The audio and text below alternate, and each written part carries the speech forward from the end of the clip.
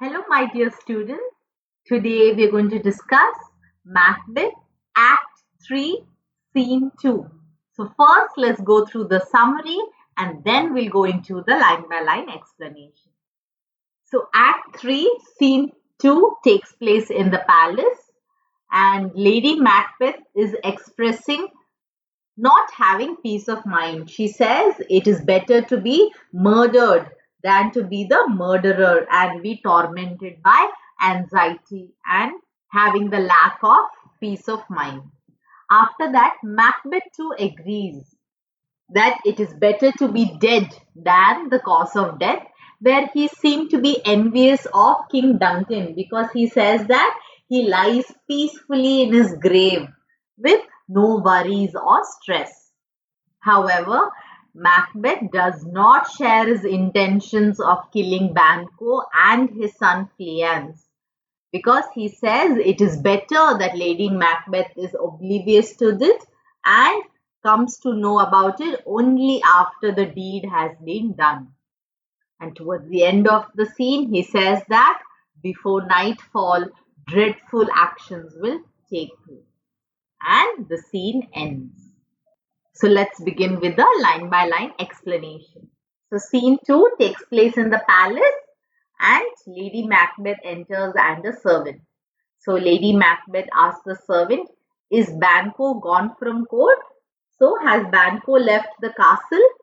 So the servant says, "Ay, madam, but returns again tonight." Yes, he has left, but he will return tonight.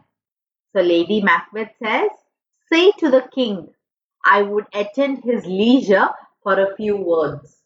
So she sends word with the servant to Macbeth saying that she would like to speak to him for a few minutes when he is free. So the servant says, Madam, I will. And he exits. Lady Macbeth says, Naughts had all spent, where our desire is got without content.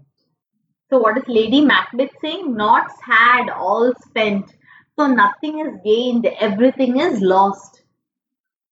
Where our desire. So we got what we desired, what we wanted, but it goes without content means we are not happy. Because now we don't have any peace of mind. So what does she further say? It is safer to be that which we destroy than by destruction dwell in doubtful joy. So she's saying it is better to be murdered than to be the killer or the murderer, because then we will be tormented with anxiety. We will not have any peace of mind. That is when Macbeth enters. So Lady Macbeth is concerned. So she asks, how now, my lord? How are you now, my lord? Why do you keep alone? Of sorriest fancies your companions making. So why are you in solitude with only sad thoughts as your companions? Using those thoughts which should indeed have died with them, they think on. So she's saying that the thoughts that you're having now, it should have also died along with the men that you are thinking about. So Lady Macbeth knows that he is still tormented with the murder of King Duncan. So she's saying that your thoughts also should have died along with them. You should not dwell upon it now. Then she says, things without all remedy should be without regard. What's done is done. So she's saying, why do you think about things that you cannot change, that has no remedy? So what is done is done. Don't dwell upon things that you can't change. So Macbeth is saying, we have scorched the snake, not killed it. So we have only slashed the snake, but we have not killed the snake yet. So here Macbeth is using metaphor and he's saying that just because we have killed King Duncan, it doesn't mean that all our worries are ending. Because he's still worried that he has threats to his power. especially from Banquo and his son Cleand. So here he's saying that by killing King Duncan, we have only wounded the snake, not eliminated the danger that it represents. So he says that they are still vulnerable and they are still very much in danger. So this is an important part. He's saying, but let the frame of things disjoint, both the worlds suffer. So he's saying now, let the universe fall apart, both the worlds suffer. So which are both the worlds? The heaven as well as earth. Here we will eat our meals in fear and sleep in the affliction of these terrible dreams that shake us nightly. So he's saying that he would rather see the world destroyed than to live with a constant fear that he has in his life now. So here this part highlights the unbearable psychological consequences that he has to face because of the guilt of killing someone. So what is Macbeth facing? He's eating his meals in fear and he's spending his nights tossing and turning because of nightmares that he's having at night, and he's having sleep deprivation. So he's saying it is better that I was with the dead. It was better that I was dead, whom we to gain our peace have sent to peace. So he's saying that to gain our peace of mind, we have sent them to a peaceful place than on the torture of the mind to lie in restless ecstasy. So those men whom we have killed are now in peace of mind and they are in eternal peace. However, we are tortured by our minds and we are in restlessness and in anxiety. Duncan is in his grave. After life's fitful fever, he sleeps well. So he's saying that Duncan now is in his grave and after going through life's various troubles, now he sleeps well. Treason has done his worst.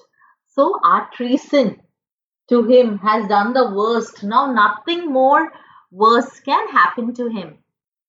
Nor steel, nor poison, nor malice domestic, means not any rebellion from anyone in his state. Foreign levy, so no invasions, nothing can touch him further. So nothing can affect him anymore. Whatever worst has to happen has happened in his life and now he lies in peace. Then Lady Macbeth says, come on, gentle my lord, sleek over your rugged looks.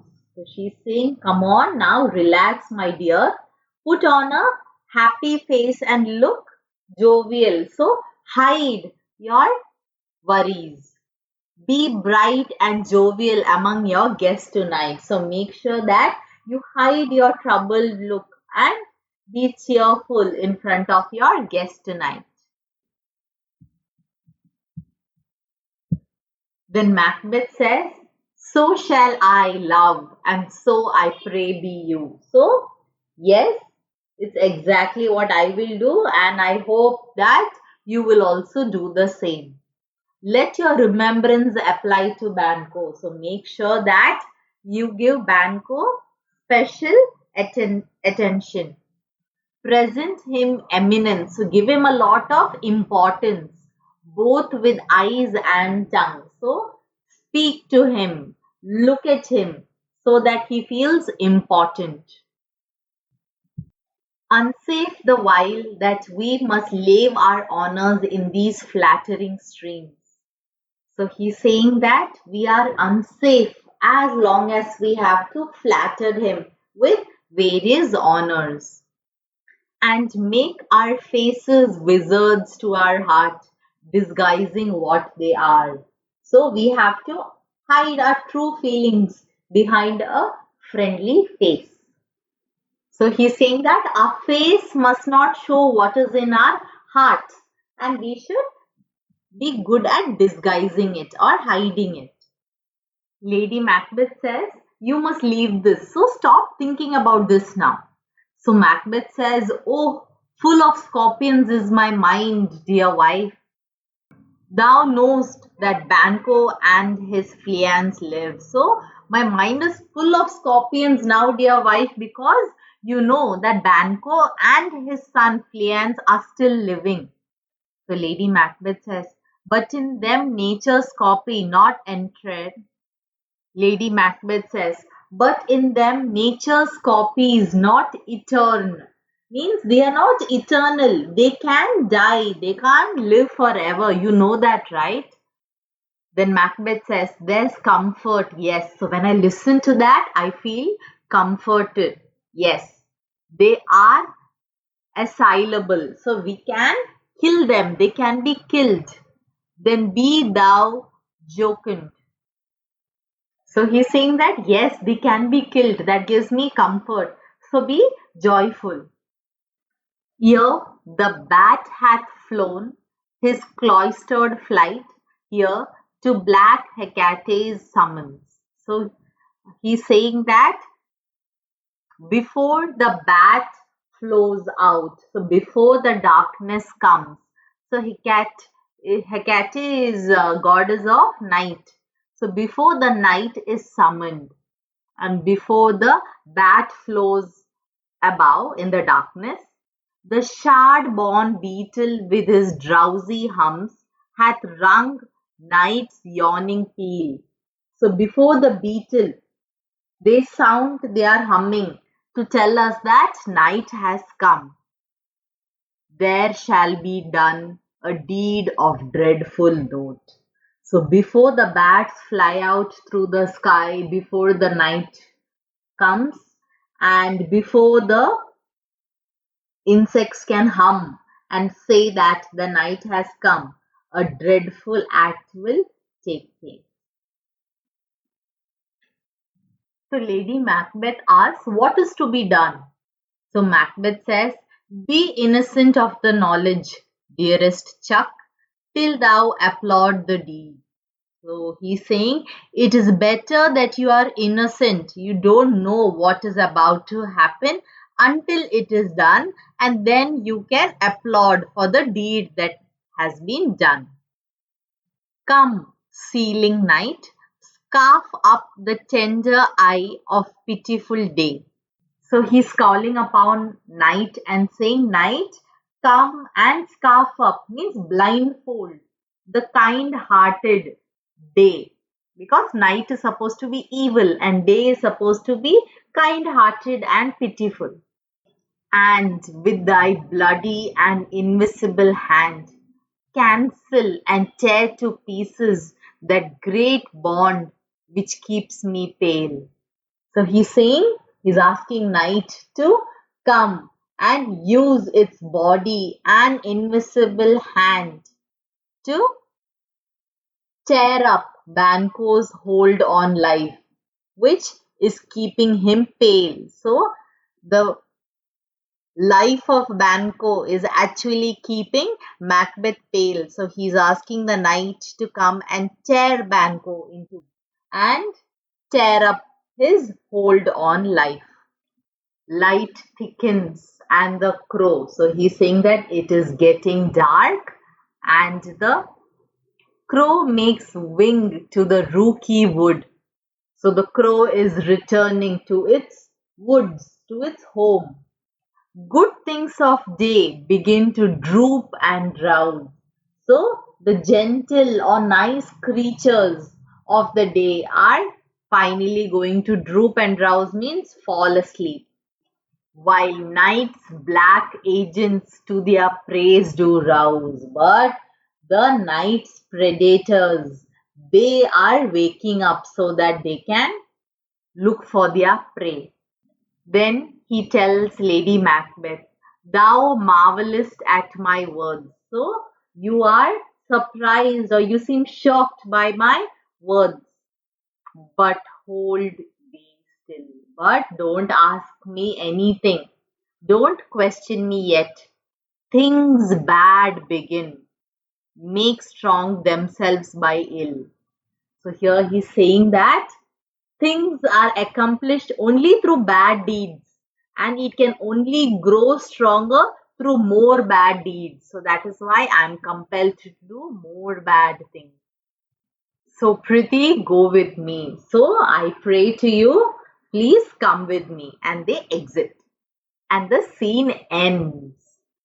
And before you close this video, I want to tell you that I'm really proud of you, that you are taking a lot of efforts to study and get good grades. All the very best, and I'm praying for you.